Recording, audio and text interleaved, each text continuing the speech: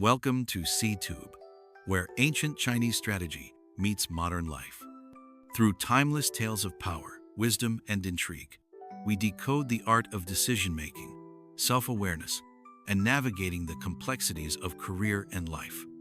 Let history be your greatest teacher. In today's story, we journey back to the Eastern Han and Song dynasties, where reputations glittered on the surface, but hollow truths lurked beneath. More than just a tale of fame, elegance, and political rise, this is a story about illusion versus reality, how pride, vanity, and false integrity can mask weakness and betrayal. Let's step into the moment and see what it reveals about us today. Part 1. The Silent Scholar with an Empty Name. Fan Ying gained fame at an early age, his reputation spreading far and wide. Later, he retreated to Mount Hu, determined to live in seclusion. Local officials repeatedly invited him to take office, yet he refused. Even when high ministers recommended him as a man of integrity and wisdom, he declined. The emperor himself was intrigued and issued an edict summoning Fan Ying to the capital. Still, he resisted, claiming illness. Eventually, local authorities forcibly escorted him to the imperial court. Even when carried by sedan chair into the Golden Hall, Fan Ying insisted, "I am truly ill and cannot accept such duties." The emperor, showing leniency, allowed him to recover in the capital, and even sent fine wine and fat sheep each month. Later, the emperor treated him with the courtesy of a teacher, asking about the affairs of state. Yet Fan Ying offered no real insights. Despite this, he was appointed as a gentleman of the 5 offices, and later promoted to Grand Master of Splendid Happiness to nourish his health. In the end, Fan Ying never contributed meaningful counsel, leaving people disillusioned. His fame proved hollow. Part 2. A Gentleman Unmasked.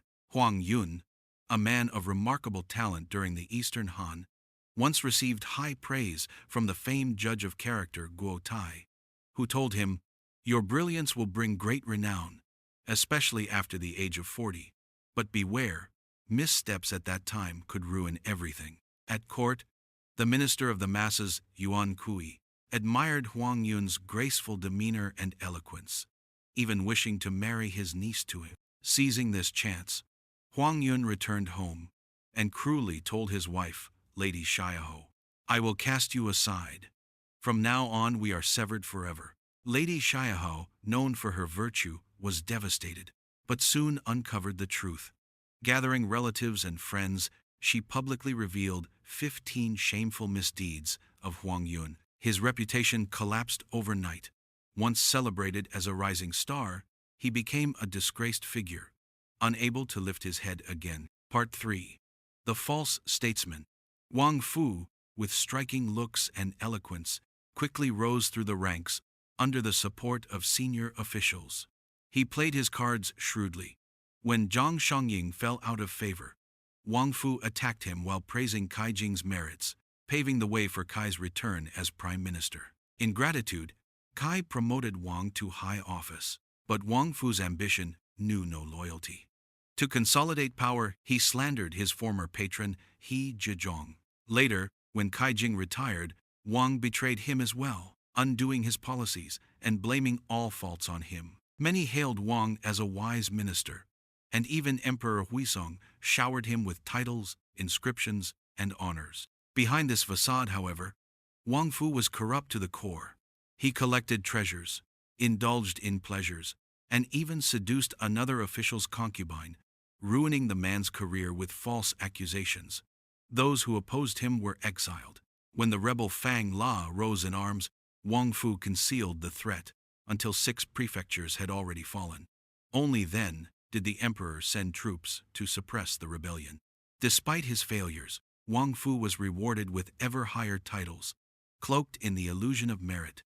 Now, let's break it down into the key takeaways you won't want to forget. Like flowers that are not flowers and mist that is not mist, the world has always been filled with figures of deceptive appearance. Some who are truly loyal have been branded as traitors.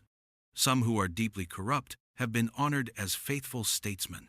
History loves its cruel ironies. Only when the dust settles and the verdict of time is given do we realize how difficult it is to judge a person's true nature. One figure longed for seclusion, yet when pressed to serve the state, revealed only empty ability. Others dazzled with elegance or influence, yet behind the mask of refinement or loyalty lay selfish ambition and betrayal. Their qualities were not genuine, but illusions that imitated virtue. We should not blame those in the past for failing to see through such facades. The truth is, people like this surround us even today. Often, we mistake them for friends, failing to pierce the surface. Why? Because we see the trees, but not the forest, easily deceived by appearances. That is why learning the art of discernment, seeing through illusion to essence, remains as necessary now as it was centuries ago. In the end, the skill is not beyond reach.